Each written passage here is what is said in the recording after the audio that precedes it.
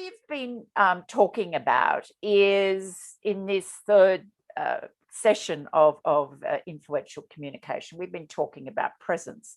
And even though we can be the best we can be, we're being mindful, we are thinking of the other, but sometimes it's just not good enough, and it's causing angst for me as a leader, because it seems my manager is almost rude to me. What can we do? It seems that this is a problem in the workplace. It could lead to perhaps resignation, mental health problems. So, Maria, first of all, how big a deal are we talking about here? Is this a common problem? Is it just something to expect in the workplace? Yes, Janie. Well, it is something to expect in the workplace, and it's something that is out of your control. A third of my clients encounter this daily. Wow. So there are times that the client themselves has done everything they can. We've worked on their thoughts, they've worked on their presentation, they've prepared themselves. They come to the manager, and the manager is not playing, is not dialoguing at all.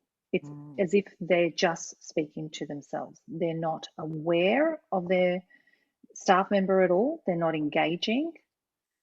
And the person I'm working with, the client, feels that perhaps they're not doing a good enough job. So in this instance, we talk about what's your business and what's the other person's business. Boundaries, is it? Is it about boundary setting here? It is about boundaries. Or is it something else? Yeah, it's the work of Brian Katie, right, who talks about 3 businesses. And this is very important, that we understand there are 3 businesses. Now, what business are you in? So knowing what is my stuff and what is the other person's stuff. So knowing clearly the boundary between, I'm going to do the best I can, but it does take 2 to play. So it is a dialogue, and we need to be communicating together, throwing the ball and catching the ball together. If the manager or the person that you really respect, who you're really looking for some acknowledgement or some you're checking in, you're trying to get feedback, but the manager's on a totally different path, totally different space. At that point, you need to recognize that perhaps they are in a different space. You could talk about that, you could bring it up, but they may still be resistant. They may still be saying, you know what, I'm not going to talk about that. That's not where we're going. This is some of the responses I'm getting from my clients. The manager's literally unaware. I call it emotional intelligence, lack of valuing the other. However, we're living in COVID times, and I think there's a lot of pressing needs and a lot of changing environments that sometimes managers aren't being transparent with their staff. Yeah, it's so interesting work of Byron Katie. And I encourage anybody who's familiar with her isn't familiar with her, to dig in and learn more about her. But Maria, I want to just go back and clarify. You talked about 3 businesses. So I'm thinking one is my business. Another is, say, my manager's business. What's the third business? Well, she calls it God's business. So what we mean by that, I mean, technology, Wi-Fi, COVID. These are the areas that is really nobody can be blamed. I mean, I've just got to understand there are things like the weather. If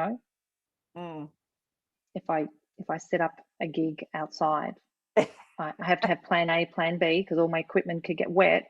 So I'm just saying, I always have to consider things that are out of my control. Right.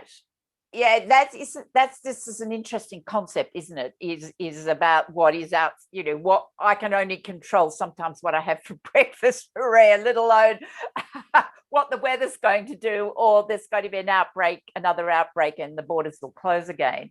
So let's talk practically then. So I'm one of your fabulous emerging leaders. I've had some fantastic coaching from you.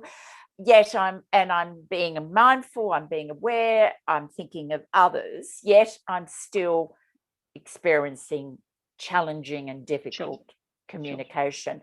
What is your advice? What would you say to me as an emerging leader who's facing that difficult problem?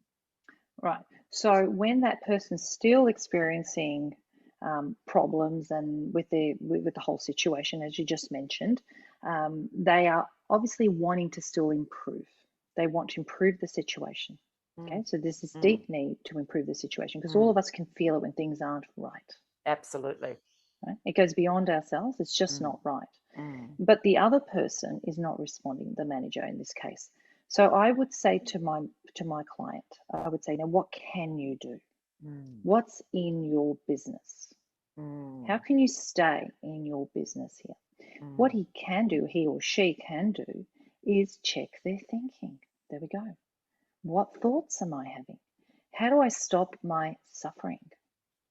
How can I have self-compassion in this moment? Instead of saying, I'm not good enough for my boss doesn't like me, they're not connecting with me, what's wrong with me? Instead, self-compassion. Do you know what? My boss, let's call him Jack, for example.